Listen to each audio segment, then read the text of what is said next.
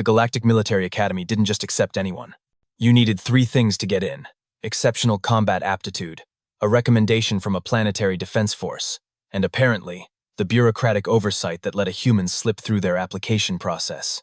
Lieutenant Cragg, a 7-foot-tall Cormathian with skin like granite and patience like tissue paper, stood before his incoming class of tactical specialists with the expression of someone who'd just discovered a typo in a peace treaty. His multiple eyes swept across the recruits, landing with obvious disappointment on the one creature that didn't belong.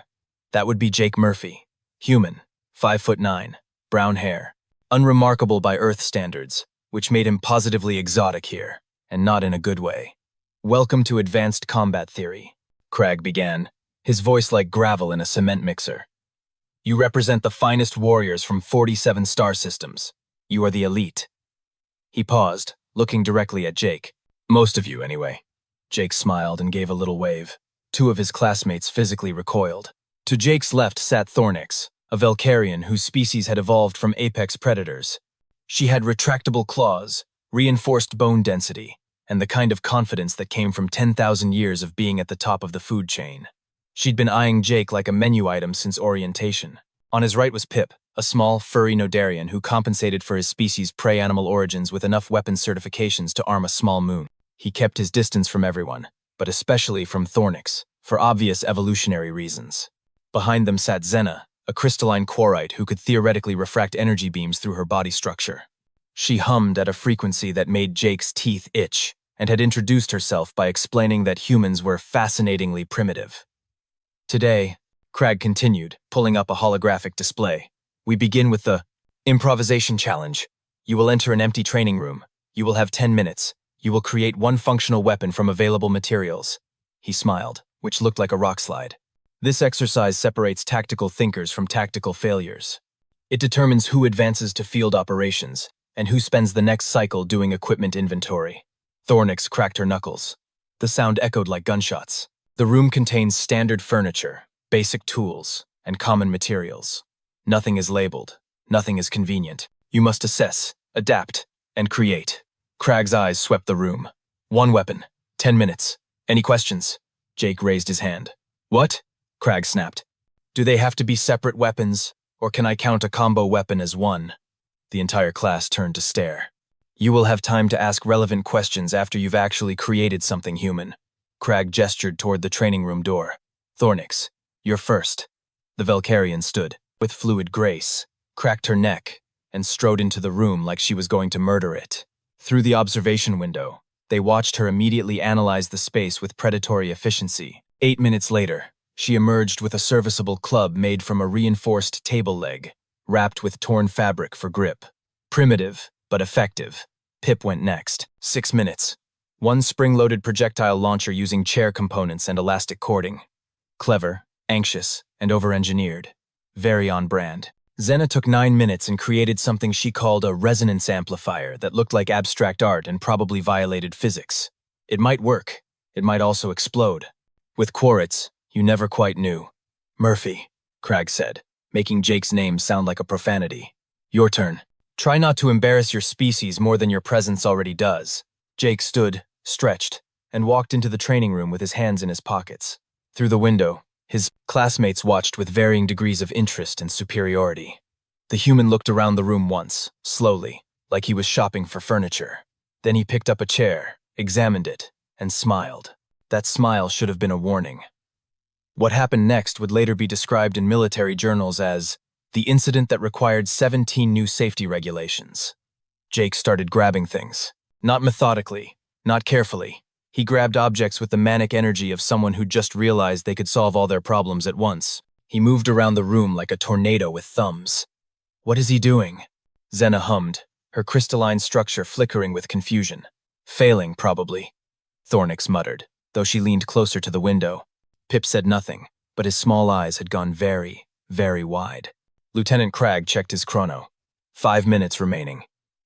Inside the room, Jake was talking to himself, which the audio feed helpfully broadcasted. Okay. So if I angle this... Yeah. And the chemical composition of this cleaning solution is definitely flammable. Oh, that's perfect. And I can use the spring tension here. 4 minutes. The pile of disassembled materials around Jake had grown. So had the number of completely assembled objects arranged in a neat row against the wall. 3 minutes. Thornix's confident expression had shifted to something closer to concern. Is he making multiple weapons? The assignment was one weapon, Cragg said firmly, though he'd also leaned closer to the window. 2 minutes. Jake had stopped talking to himself. This was somehow worse. He was working in focused silence, his hands moving with practiced efficiency that suggested he'd done this sort of thing before. Many times before. 1 minute. The row against the wall had become a very long row. Time, Cragg called. Jake set down what appeared to be a functioning crossbow made from a desk drawer and elastic bands, dusted off his hands, and walked toward the door with a spring in his step. He had no idea he'd just become the Academy's most terrifying recruitment mistake. Jake emerged from the training room looking pleased with himself, which was the first sign that something had gone horribly wrong with the universe's natural order. Lieutenant Cragg gestured toward the examination table where Thornix, Pip, and Xena had placed their weapons for evaluation. Present your weapon for assessment, human. Sure thing, Jake said cheerfully. Just give me a second to bring them out. Them? Cragg's granite face managed to convey confusion, which was impressive for someone with the emotional range of a brick wall. Yeah, I need to make a couple trips. There's kind of a lot. The silence that followed was the kind that usually preceded either enlightenment or catastrophe. In this case, it was definitely the latter. Jake disappeared back into the training room. The sound of objects being gathered echoed through the observation area. He emerged carrying an armload of improvised weapons like a kid bringing in groceries, dumped them on the examination table with a clatter, and went back for more. Wait, Thornix said, her predator brain finally catching up to what her eyes were seeing. Wait, what is happening right now? Second trip, more weapons. The examination table was getting crowded. Lieutenant? Pip squeaked, his prey animal instincts screaming warnings that his conscious mind was still processing. Sir, I think we might want to… Third trip. Jake was humming now. Actually humming a tune while he transported his arsenal like he was setting up for a yard sale. Xena's crystalline structure had stopped humming entirely, which her species only did when experiencing profound existential confusion. Fourth trip. Murphy, Cragg said, his voice tight. The assignment was to create one weapon. Right. Yeah, I heard that, Jake called from inside the room. But see, the thing is, I wasn't sure what kind of weapon you wanted. Like, close range, long range, lethal, non-lethal, psychological warfare, area denial, there's a lot of categories. You know? So I figured I'd cover my bases. Fifth trip. The examination table had run out of space. Jake started lining weapons up on the floor in neat rows, organizing them by function with the casual efficiency of someone who'd done this before. Stop, Cragg said. Jake paused, holding what appeared to be a flail made from a chair leg and several aerosol canisters attached with wire. Stop bringing them out, or stop making them. Because the making part already happened. So, how many weapons did you create, Murphy? Jake did some quick mental math, his lips moving silently. 47. Well, 48 if you count the fact that number 32 can split into 2 separate weapons. But I wasn't sure if that was cheating, so I'm calling it 47 to be safe. The room had gone so quiet you could hear Pip's rapid heartbeat from across the space. Thornix spoke first, her voice carefully controlled. You made 47 weapons. In 10 minutes. 9 minutes, actually. I spent the first minute doing a resource assessment. That's just basic time management. Jake set down the flail thing with the others. Oh, and I didn't use all the available materials. There's still stuff in there. I tried to be conservative. Conservative, Xena repeated, her harmonic voice cracking slightly. Yeah, I mean, I figured this was a test scenario, right? Didn't want to seem like I was showing off. Jake noticed their expressions. What? Was I supposed to make more? I can go back in if… No, 3 voices said simultaneously. Cragg's was loudest. Pip had begun unconsciously backing toward the exit, his evolutionary instincts correctly identifying that the human was the most dangerous thing in the room by several orders of magnitude. Let me understand this, Cragg said slowly, each word precisely articulated like he was, diffusing a bomb with grammar. You entered that room. You were given 10 minutes. And in 9 minutes, you created 47 functional weapons. Functional is doing some heavy lifting for a few of them, Jake admitted. Like, number 19 is technically functional, but it's also kind of a war crime. So I'd maybe save that one for special occasions. Thornix's claws had extended involuntarily. not in aggression. In pure, instinctive fear response. What? Crag continued, his voice dropping to a dangerous rumble. Did your instructors on Earth teach you about improvised weapons? Jake brightened. Oh, it wasn't really formal instruction, more like a hobby. Though we did have this one unit in survival training about making use of available resources. But honestly, most of this is just common sense. Common sense. Yeah, like, you see a chair, you automatically think that's 4 clubs, 2 spears, 6 stakes, material for bindings, and possibly a shield if you use the seat part. Right? Basic pattern recognition. No, Pip whispered. No, that is not basic pattern recognition. That is deeply disturbing pattern recognition. Jake looked genuinely confused. Wait, what do you guys see when you look at a chair? A chair, Zena said flatly. We see a chair, an object designed for sitting, not a weapons catalog. Huh. Jake processed this. That explains so much about galactic furniture design, actually. I always wondered why nobody reinforced the structural weak points. Crag had pressed his fingers to his temples, despite not having the anatomy for a headache. Show me. Explain each weapon. Now. Jake grinned. This was about to get so much worse. Okay, so starting from the left, we've got your basic stabbing implements. Before Jake could begin his apparently comprehensive lecture on improvised murder tools, Crag held up one massive hand. Wait, stop. Before you traumatize my entire class, I want to establish context. He gestured at the other. Recruits. Thornix. Explain your weapon creation process. The Velcarian straightened, grateful to redirect attention away from whatever existential horror the human had unleashed. Simple. I identified the strongest structural component, the table leg. Reinforced metal alloy, high durability. I removed it, assessed weight and balance, added grip material for control. Total time, 8 minutes. A logical, efficient approach using my species' natural understanding of leverage and force application. Excellent, Crag said. Pip?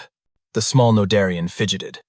I analyzed the available elastic materials and identified the chair springs as having optimal tension, cross-referenced with projectile physics, calculated trajectory angles, and engineered a launching mechanism using the frame components as housing. 6 minutes. Standard problem-solving methodology. Also excellent. Zena. The crystalline being's harmonics stabilized. I identified materials with compatible resonance, frequencies. By aligning molecular structures, I created a device that amplifies and focuses vibrational energy. 9 minutes of careful attunement and mathematical precision. Crag nodded. 3 different approaches, 3 functional weapons, 3 demonstrations of advanced tactical thinking. He turned to Jake. Notice the common factor, Murphy? They each made 1 weapon, using their species' particular advantages, taking appropriate time for quality results. Sure, Jake said agreeably. That makes sense if you're in a controlled scenario with time to think. This was a controlled scenario. Right, but in actual combat, you're not getting 10 minutes in a neatly arranged room. You're getting whatever's around you in about 3 seconds before something tries to kill you. So the optimal strategy is to prepare multiple solutions simultaneously, prioritize by efficiency of assembly, and maximize resource utilization across threat categories. The room stared at him. What? Jake asked. You thought this was a combat scenario? Thornix said slowly. I mean, yeah? It's called the Improvisation Challenge. In combat training, at a military academy. Jake looked around at their faces. Was it not supposed to be about combat? Crag made a sound like a rock slide, having second thoughts. It's an exercise in creative problem-solving under pressure, a test of analytical thinking. Oh, Jake paused. So, not about actually fighting? No, Murphy. It was about demonstrating tactical intelligence. Huh. Okay, well, good news, I've got 47 demonstrations of tactical intelligence then. Pip made a small noise that might have been a whimper. Let's, Crag said with the patience of someone talking themselves out of early retirement, examine why your classmates created 1 weapon while you created an armory. Thornix, what limited you to a single weapon? Thornix considered this. The assignment parameters were clear. 1 weapon. Additional weapons would be redundant and waste valuable assessment time. Pip, creating multiple weapons would divide my focus and reduce overall quality. Better to perfect 1 solution than produce several inferior ones. Zena, the harmonic attunement required my complete concentration. Splitting attention across multiple projects would compromise structural integrity. Crag turned to Jake. And you didn't consider any of these factors? Oh, I did. That's why I organized by complexity and assembly time. The simple weapons, stabbing implements, bludgeons, basic leverage tools, those take like 30 seconds each. Bang them out first. Then while you're working on the more complex stuff, your brain's still processing solutions for the advanced weapons. It's called parallel processing. Humans can't parallel process, Zena stated. Your neural architecture is linear. Well, yeah, technically. But you can simulate parallel processing by rapidly switching between tasks during natural pause points. Like, while the adhesive is drying on weapon 12, you start the cutting process for weapon 15, efficiency. Thornix's predator brain was now fully engaged, but not in a good way. You're describing an optimization algorithm for weapons production that you perform instinctively. I mean, when you say it like that, it sounds weird. It is weird. Pip squeaked, then immediately looked embarrassed by his outburst. Crag stepped forward, his multiple eyes narrowing. Murphy, humans are not the strongest species. Not the fastest. Not the most intelligent by testing metrics. Your reaction times are mediocre. Your sensory input is limited. Your physical durability is laughable. He gestured at the arsenal on the floor. So explain to me how you, specifically you, produced 47 weapons while 3 superior species produced 3. Jake thought about this. I guess. We're really good at making things that hurt other things. Elaborate. Okay, so humans have been in an arms race with literally everything on our planet for like 200,000 years. Other predators, other humans, the environment, disease, food scarcity, everything was trying to kill us. And we had basically no natural advantages. No claws, no armor, no venom, no speed. Just big brains and thumbs. Many species have intelligence and manipulator appendages, Zena interjected. Right. But do you know what humans did with those? We looked at a rock and thought, I could kill something with that. Then we looked at a stick and thought, I could kill something better with that. Then we tied the rock to the stick and invented the daughter, axe. And that was basically our whole civilization for the next 10,000 years, making better things to kill other things with. The room had gone very quiet again. Every human invention, Jake continued, warming to his topic, starts with, how can I use this as a weapon? Fire, weapon, agriculture, grow food so we have energy to make weapons. The wheel, move weapons faster. Writing, record weapon designs. Mathematics, calculate weapon trajectories. We invented metallurgy specifically to make better swords. We invented chemistry while trying to make better explosives. We invented rocketry to deliver weapons to people really far away. That cannot possibly be accurate, Thornix said, but her voice lacked conviction. There was this thing called the Cold War where 2 human nations spent 40 years making bigger and bigger weapons until we had enough to destroy our own planet multiple times over. Not other planets, our own. We were pointing the weapons at ourselves, and you know what stopped us from using them? Not morality, not logic. Just the realization that if we did, there'd be nobody left to shoot at. Crag had gone very still. You're telling me that human civilization is predicated on weapons development. I'm saying that if you give a human a problem, they will solve it by either making a weapon or making a tool that could also be a weapon. It's not even conscious at this point. It's just how our brains work. Jake gestured at his arsenal. You put me in a room and said, create a weapon, and my brain went, oh thank God, finally something we're actually good at. Pip had fully retreated to the corner now. So when I see a chair, Jake continued, I don't see a chair. I see a weapon delivery system that someone temporarily configured for sitting. And honestly, I thought that was normal. It's not normal, Zena said quietly. It's terrifying. Oh, Jake looked at his weapons, then back at the class. So, should I have made fewer? Yes, everyone shouted simultaneously. Lieutenant Crag had the expression of someone who just realized they'd brought a problem into their home, and it had already nested. Against my better judgment and my survival instincts, Murphy, walk us through your collection. Jake's face lit up like a kid on Christmas morning, which was somehow more unsettling than anything he'd said so far. Okay, awesome. So I organized them by category for easier analysis. We'll start with the basics and work our way up to the fun stuff. Please don't call weapons fun stuff, Pip whispered, but nobody was listening. Jake picked up the first item from the leftmost row. Weapon 1, chair leg, sharpened on one end using friction against the concrete floor. Basic stake. 12 inches long, hardwood, decent weight. Good for stabbing. Can also be used for leverage or thrown if you're desperate. Assembly time. 45 seconds. Thornix examined it critically. Crude, but effective. Oh, this one's super crude. This is like, I've been in the room for 1 minute and I already want a weapon crude. They get better. He set it down and picked up the next 3 in succession. 2, 3, and 4. More sharpened stakes. Different lengths. Gotta have options for reach versus concealability. Craig's eye twitched. You made backup stabbing sticks. Redundancy is important. What if the first one breaks? What if I need to stab multiple things? What if someone takes it from me and I need another one immediately?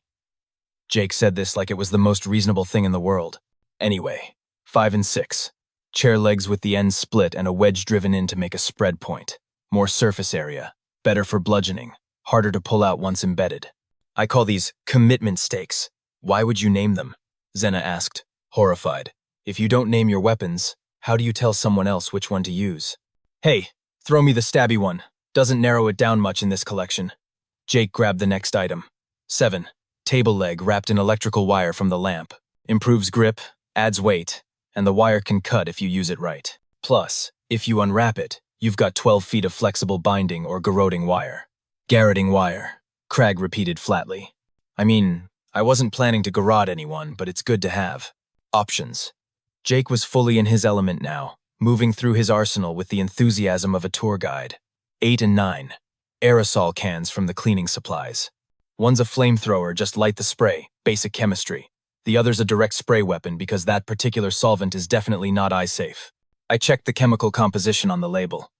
You made a flamethrower, Thornix said, in 9 minutes, while making 46 other weapons. Technically, I made 2 flamethrowers, but I'm counting them as one weapon category. 10. Broken light fixture with exposed edge. It's basically a big glass knife. Super brittle, so it's a one-use weapon, but it'll do serious damage on that one use. 11. The other light fixture, not broken yet, but wrapped with fabric torn from the chair cushion. It's a torch. Light the fabric. Now you've got fire on a stick. Pip had started taking notes, though his hands were shaking. Professional instinct apparently overrode terror. 12 is where it gets interesting, Jake continued, picking up what looked like a bizarre spring-loaded contraption. Chair spring mounted in a wooden frame with a release mechanism. It's a punch amplifier. You hold this part, trigger releases here, spring extends and delivers about 3 times the force of a normal punch. Great for someone with limited upper body strength. You made a mechanical fist, Zena said. I made an equalizer. Not everyone's a 7-foot combat species. Jake nodded toward Pip, who somehow looked both touched and terrified by the consideration. 13. Another spring device, but this one launches projectiles. Load it with anything small and hard screws from the disassembled furniture, pieces of broken glass, whatever. Effective range about 15 feet. He set it down and picked up something that looked disturbingly complex. 14. This is my pride and joy for the mid-tier weapons. See this canister? It's from the fire suppression system in the fire wall panel. I emptied it, filled it with cleaning solution that I confirmed is pressurizable, added a nozzle from the water fountain fixture, and created a hand-pumped pressure sprayer. Shoots a stream of chemical irritant about 20 feet. Craig leaned in despite himself. You breached the fire suppression system? I was very careful, and I sealed it back up after. Mostly. Jake moved on quickly. 15 and 16. Fabric strips from the chair cushions, weighted with screws. Flexible whips, not super lethal, but great for disarming or distraction. 17. More fabric strips, but these are braided into a rope, 12 feet long. Binding, climbing, strangling, it's multi-purpose. He's categorizing strangulation methods, Pip whispered to his notepad. 18. Sharpened metal strips from the table edge guard, throwing blades. They're not balanced, so accuracy is garbage, but volume of fire compensates. I made 8 of them. Jake fanned them out like playing cards. 19. Chemical smoke bomb. Mixed 2 cleaning solutions that react exothermically. That means they make heat, he added helpfully. Sealed them in a container with a delayed break seal. 30 seconds after activation, you get hot, toxic smoke. Like I said earlier, probably a war crime. Probably? Thornix demanded. I'm not a lawyer. I'm just saying that Geneva Conventions would have opinions. Jake grabbed the next weapon. 20 slingshot made from elastic bands and a Y-shaped chair back piece. Classic design, been around for thousands of years, still works great. 21. Bola made from rope and 3 weighted sacks. Spin it, throw it. Tangles up legs or wings or tentacles or whatever your opponent has. He was picking up speed now, moving through the weapons like an auctioneer. 22. Caltrops made from bent screws. Scatter them on the floor. Anyone chasing you is going to have a bad time. 23. Blinding powder made from crushed fluorescent light tubes mixed with fine debris. Throw it in someone's face. The glass particles cause temporary blindness and respiratory distress. You made pocket sand, Cragg said. Weaponized pocket sand. Pocket sand with glass in it, Jake corrected. Big difference. 24. Spear made from broom handle with sharpened metal tip. Basic, but reliable. Good reach, decent throwing weapon. 25. Shorter spear for close quarters. 26. Atlatl. Everyone stopped. A what? Thornix asked. Atlatl. It's a spear-throwing lever. Increases throwing velocity by like 60%. Humans invented it about 30,000 years ago. One of our classics. Jake demonstrated the motion without releasing the spear. You hook the spear in here. Use the lever for additional acceleration, and suddenly your effective range triples. Your species invented force multiplication technology 30,000 years ago? Zena's harmonics had gone very high-pitched. Oh, way earlier than that. 30,000 is just when we started leaving evidence. We probably figured it out way before. Jake set down the Atlatl. 27. Crossbow made from drawer slides, elastic cables, and a trigger mechanism from the desk hardware. Comparable power to a compound bow, but easier to aim. 28. Extra crossbow bolts, because ammunition matters. He picked up a club-like object wrapped in fabric with protruding screws. 29. Morningstar. Club with penetrating spikes, beats armor, breaks bones, generally ruins someone's day. 30.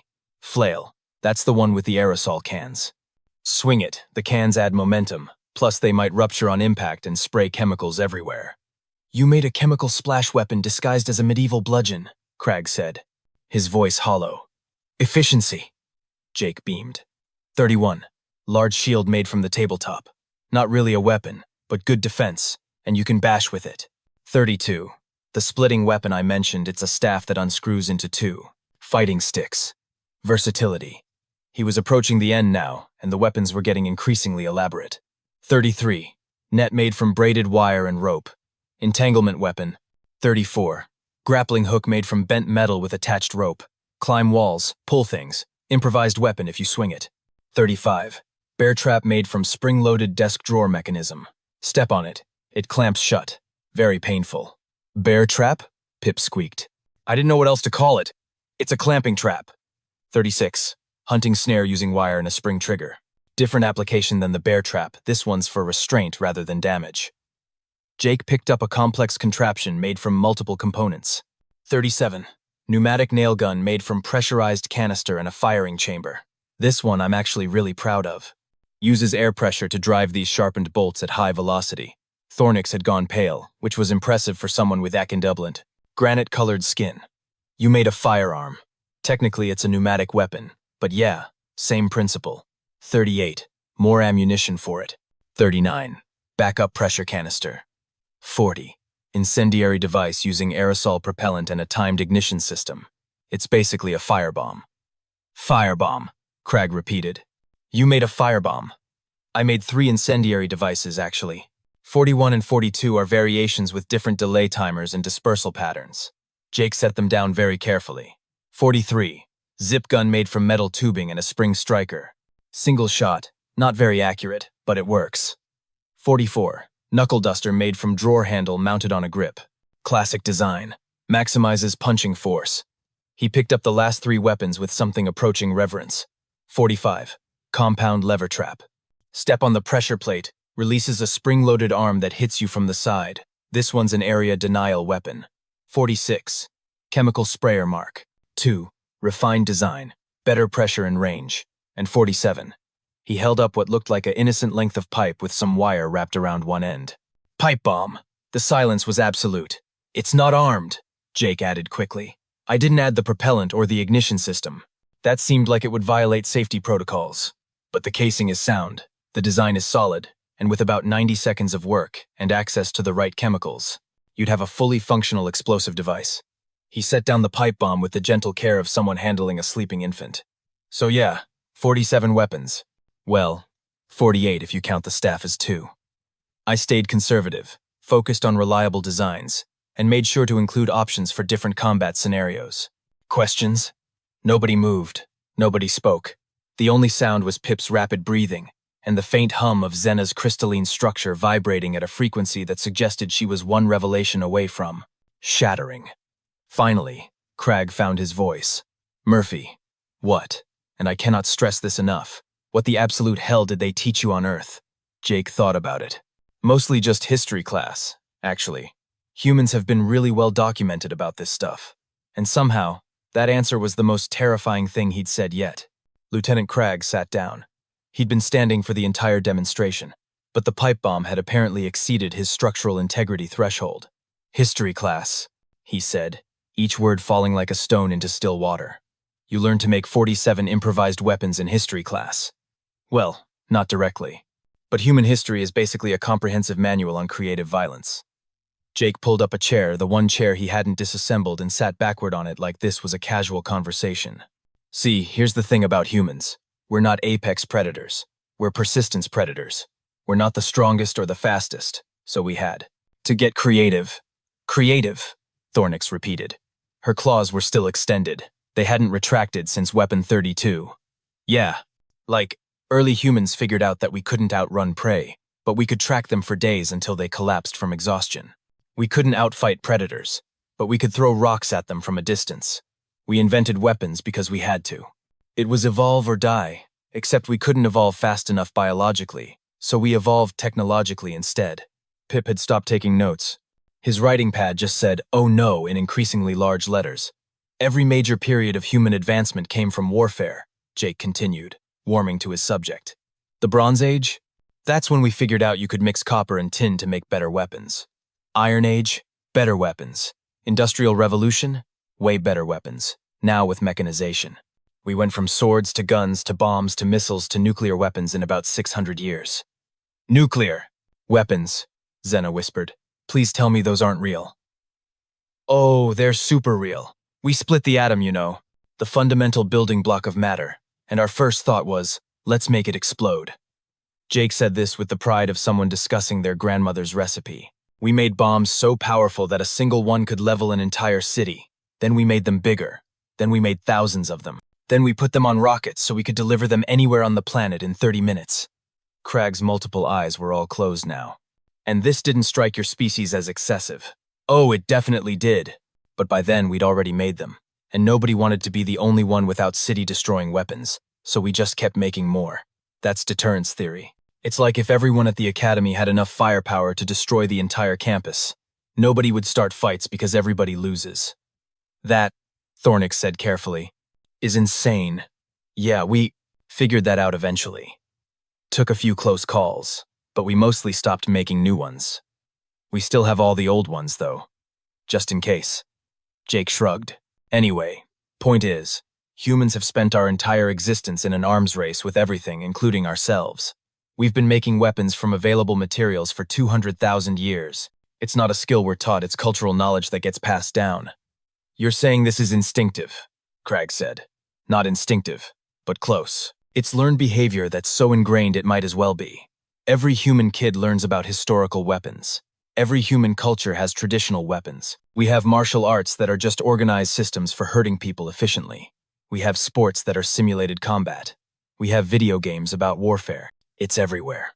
Jake stood and walked over to his arsenal, gesturing at it like a museum exhibit. You asked what limited me to 47 weapons? Honestly? Time. And materials. Give me an hour in a proper workshop. I could build you 200 weapons. Give me a day in a hardware store. I could arm a small militia. It's not even hard. The information is freely available. Freely available, Pip squeaked. You're saying any human could do this? I mean, I'm probably above average because I had survival training and I really liked history class. But yeah, most humans could improvise at least 10 or 15 weapons pretty quickly. It's just problem solving. See object. Identify potential uses. Optimize for effectiveness. Thornix was staring at her single club like it had personally betrayed her. I trained for 6 cycles in Valkyrian combat academies. I studied weapons design and tactical application. I'm certified in 17 fighting systems. And you're telling me a random human with no formal training can outproduce me by a factor of 47? To be fair, you made a really good club, Jake offered. Like, excellent weight, distribution. I probably should have made more clubs like that one. That's not comforting, Murphy. Also, I had formal training. Not a lot, but some. Plus, humans have this thing called the internet where we can look up basically anything, and a lot of people look up weapon designs because we find them interesting. There are entire communities dedicated to improvised weapons, and survival tactics, and zombie apocalypse preparation. Zena's harmonics had reached a frequency that was causing the glass in the observation window to vibrate. Zombie apocalypse preparation? What is no? I don't want to know. I can't handle knowing. Probably for the best, Jake agreed. It's kind of a whole thing. The point I'm trying to make is that this E gestured at his arsenal is normal human behavior. We look at our environment and automatically assess its tactical value. Chair equals weapons. Table equals weapons. Empty room equals weapons cache waiting to happen. Crag finally opened. His eyes. All of them. They fixed on Jake with an intensity that would have made most species back away. Murphy, what were you planning to do with 47 weapons? Use whichever one was most appropriate for the situation. You thought you'd need 47 different weapons, in a training exercise, at an academy. I didn't know what kind of threat I'd be facing. Could be close range, could be long range, could be multiple opponents, could be different defensive capabilities. You gotta prepare for variables. Jake paused. Also, I figured some of them might break or get taken away, so redundancy was important. Redundancy, Thornix said. You planned for losing weapons in combat, during a training exercise that wasn't combat. Better to have it and not need it than need it and not have it. That's a deeply concerning life philosophy, Pip shouted, then immediately looked shocked that he'd shouted. Jake looked genuinely confused by their reactions. Is it, though? You're all warriors. You're telling me you never learned backup planning? We learned backup planning, Crag said slowly. We have secondary weapons, tactical retreats, support protocols. What we don't have is the immediate assumption that we'll need to arm ourselves 47 different ways from a furniture collection. Okay, but like, hypothetically, what if you did need 47 weapons? Wouldn't you be glad you had them? The room exchanged glances. The terrifying part was that none of them could actually argue with the logic. Somewhere in Jake's deeply alarming approach to violence was a kernel of practical wisdom that they couldn't quite refute. Let me ask you something, Thornix said, leaning forward. What would you have done if you'd had more time? Jake's face lit up. Oh man, so many things. I wanted to make a ballista from the desk mechanism, but that needed at least 15 minutes. There was enough wire to create a proper electric shock weapon if I could figure out a power source. The ventilation system had components I could use for a pneumatic cannon, and if I'd had access to the lighting system's battery, I could have made stop, Crag commanded. Stop talking. Stop thinking. Stop whatever process your brain is doing right now that's generating more weapon concepts. Jake stopped, looking slightly hurt. Crag stood, walked to the observation window, and stared out at the training room like it had personally wronged him. When he spoke again, his voice was quiet, almost reflective.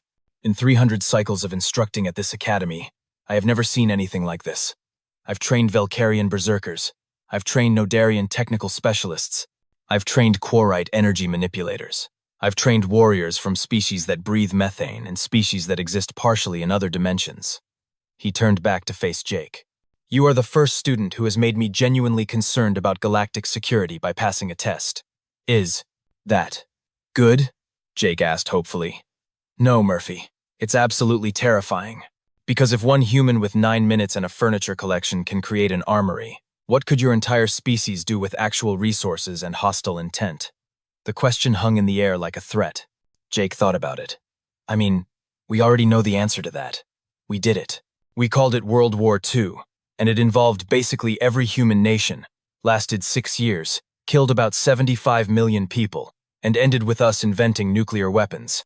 Then we had another 40-year Cold War where we made even more weapons while technically not fighting. We're really good at war. It's kind of our thing. It's your thing, Pip whispered. War is your thing. I mean, peace is also our thing. We're great at peace. We just happen to be really, really prepared for when peace doesn't work out. Zena made a sound like crystal breaking. I need to file a report with my planetary government. They need to know about this. About what? Jake asked. About humans, she said. About the fact that there's a species in the galaxy that treats improvised weapons manufacturing as a casual hobby. My people need to know to be very, very polite to humans. We're not that scary, Jake protested. Murphy, Cragg said, gesturing at the arsenal that covered most of the examination area. You made a pipe bomb in 9 minutes, while making 46 other weapons. And you described it as conservative. Jake opened his mouth, closed it, thought about it. Okay, yeah, I see your point. Do you? Thornix asked. Do you really? Because from where I'm standing, you just demonstrated that humans are the most casually dangerous species I've ever encountered. You're not stronger than us. You're not tougher. But you're creative in ways that make creativity itself feel like a threat. That's actually kind of a compliment? It's not a compliment. It's a survival assessment. Jake looked at his weapons, then back at his classmates. Their faces showed a mixture of fear, respect, and the particular horror that came from realizing you'd been sharing a classroom with something dangerous, pretending to be harmless. So, he said carefully, did I pass? Lieutenant Cragg looked at Jake for a long, long moment, then at the arsenal, then back at Jake. Then he did something that surprised everyone in the room. He laughed. It wasn't a pleasant laugh. It was the kind of laugh that happened when the universe revealed a joke so cosmically absurd that the only appropriate response was to acknowledge the punchline had already murdered you. Pass, Cragg repeated, still laughing. Did you pass? Murphy, you didn't just pass. You've created a situation that's going to require me to completely restructure the entire advanced combat curriculum. So, that's a yes? You've broken the assessment criteria so thoroughly that we can't grade you on the original rubric. Cragg pulled up his datapad and started typing with aggressive precision. Thornix scored 8.5 out of 10. Pip scored 8. Zena scored 9. You, Murphy, have scored. Please report to the Commandant's office immediately, because we need to discuss protocol revisions. Jake's face fell. Am I in trouble? Trouble? No. Trouble implies you did something wrong. What you did was demonstrate that our entire tactical assessment framework didn't account for species that weaponize furniture as a reflex. Cragg saved his notes and looked up. You're not in trouble, Murphy. You're a problem. There's a difference. I don't want to be a problem, Jake said quietly. Thornix surprised everyone by speaking up. Too late. You're a problem now. But, she paused, her predator brain clearly wrestling with something. You're our problem, and I'm starting to think that's not the worst thing. Explain, Cragg demanded. The Valkyrian gestured at Jake's arsenal. Look at this from a tactical perspective. Forget the existential horror for a moment. What Murphy did was demonstrate perfect resource optimization under pressure. He identified threats we didn't even know we should be preparing for. He created redundant systems. He planned for equipment failure. He assessed his own physical limitations and engineered solutions. She looked at Jake with something that might have been respect if it wasn't so mixed with fear. He thought like someone who expected to die and refused to accept it. That's because humans are extinction averse, Jake offered.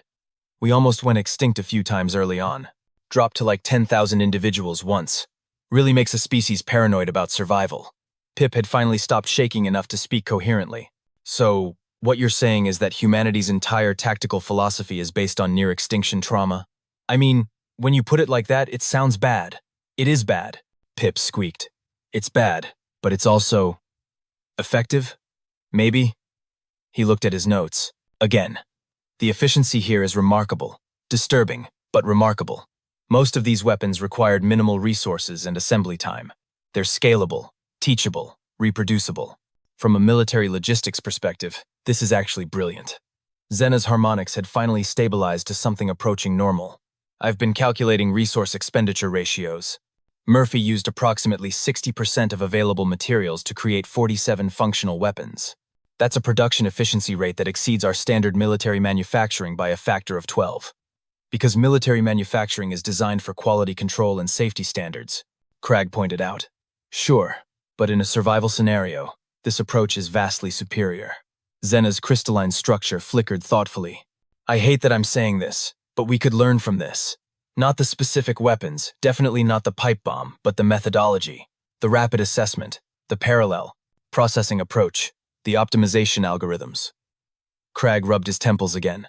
Are you seriously suggesting we incorporate human weapons improvisation into our tactical curriculum? I'm suggesting that we'd be idiots not to at least study it, Thornix said. Look, I don't like this any more than you do. My species has been perfecting combat techniques for 10,000 years. It's insulting that a human with 9 minutes in a chair collection just made me question everything I know about tactical preparation. She looked at Jake. But being insulted doesn't change the fact that he's right. More options is better. Redundancy matters. Creative problem-solving under pressure wins fights. Jake perked up. So I did pass? Murphy, Cragg said heavily. You're going to pass. You're going to pass so hard that I'm personally escorting you to the Commandant to explain what just happened. Then you're going to sit down with our tactical development team and explain your thinking process. Then we're going to implement new safety protocols specifically because of you. New protocols? Rule 47 subsection Murphy. Human students are limited to creating no more than 5 weapons during improvisation exercises. No explosives, no chemical weapons. No devices that could reasonably be classified as war crimes. Cragg saved this to his pad as he spoke. Also, furniture in training rooms will now be reinforced and monitored. Fire suppression systems will be locked. Cleaning supplies will be restricted. And we're adding a psychological evaluation for any species that shows excessive enthusiasm for weapons manufacturing. That seems like a lot of bureaucracy because of one exercise.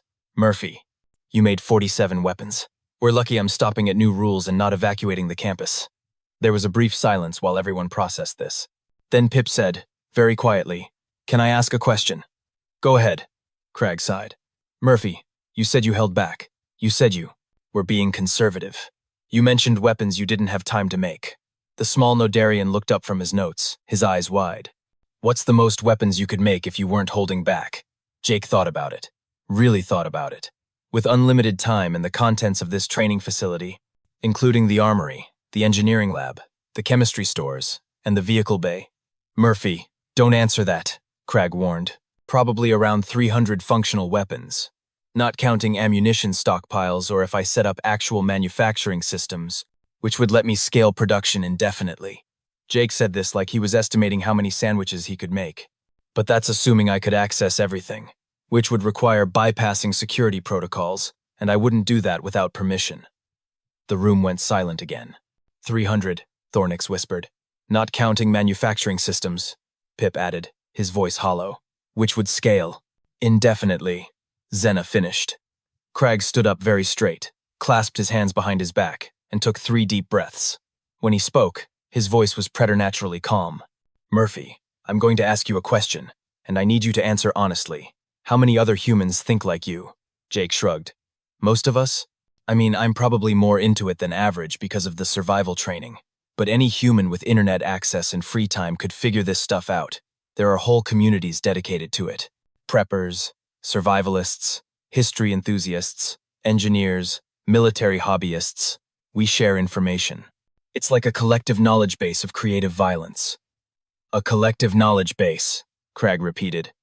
"Of creative violence. That's accessible to your entire species." "Yeah, it's pretty cool actually. Someone figures out a new technique, posts it online, and suddenly millions of humans know about it. It's like crowdsourced weapons development. That's not cool, Murphy. That's a species-wide security nightmare. I mean, we mostly use it for fun. Like, zombie apocalypse preparation is mostly a thought experiment. Nobody actually expects zombies. It's just entertaining to plan for worst-case scenarios. You plan for extinction events as entertainment," Thornix said. "Well, yeah. What else are you going to do on a boring Saturday?" Pip made a noise that suggested his species' survival instincts were screaming at him to run and never stop running. Cragg closed his datapad with a decisive snap. "All right, here's what's going to happen. Murphy, you pass. Congratulations. You're advancing to tactical operations with a permanent notation in your file that says, 'Exercise extreme caution. Human creativity protocols apply.' Thornix, Pip, Zena, you also pass. Well done. Everyone is dismissed except Murphy, who's coming with me to have a very long conversation with the Commandant about why humanity just became everyone's favorite allies, and also everyone's worst nightmare." Jake stood up, looking pleased. "So this is good, right?" "Murphy, the fact that you're asking that question after everything that just happened is exactly why we need to have a very long conversation." As they walked toward the door, Thornix called out, "Hey, Murphy?" Jake turned. If there's ever an actual combat situation, I want you on my team. Really? Really? Because if you can make 47 weapons out of a training room, I don't want to see what you do with actual hostile intent and proper equipment. She paused. Also, I want to make sure you're aiming those weapons away from me. Jake grinned. Deal. As they left, Pip and Xena remained in the observation room, surrounded by Jake's arsenal like survivors of a particularly educational natural disaster. We need to update the xenobiology database, Xena said finally. What are we going to put? Pip asked. Warning. Humans are friendly but accidentally terrifying? More like, humans are. Persistence predators who evolved tactical creativity as a survival mechanism and never stopped optimizing for violence even after they didn't need to anymore. Pip considered this. That's not going to fit in the standard format. Then we'll make a new format. One specifically for species that treat weapons manufacturing as casual entertainment. They stood there for another moment, staring at the 47 weapons that represented 9 minutes of human problem solving. You know what the scariest part is? Pip said quietly. What? He really was holding back. He really did think this was conservative. The small Nodarian looked at his notes one more time. The humans have been in space for less than a century.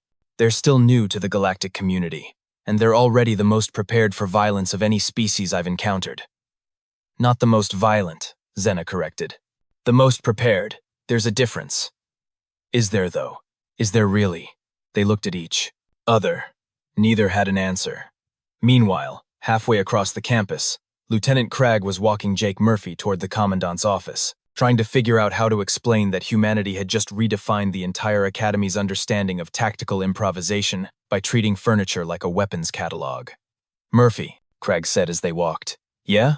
For the record, I'm glad you're on our side. Thanks, Lieutenant. That wasn't a compliment. That was a statement of strategic relief. Jake thought about this. I'll take it. And somewhere in the galactic database, a new entry was being created. Species. Human. Threat assessment. Unclear. Possibly catastrophic. Definitely creative. Recommended diplomatic approach. Be polite, be friendly, and under no circumstances give them unlimited access to hardware stores. The notation at the bottom, added by a very tired xenobiologist after reading Pip's report, simply said, they made a pipe bomb. In 9 minutes. While making 46. Other things. Never underestimate furniture in the presence of humans.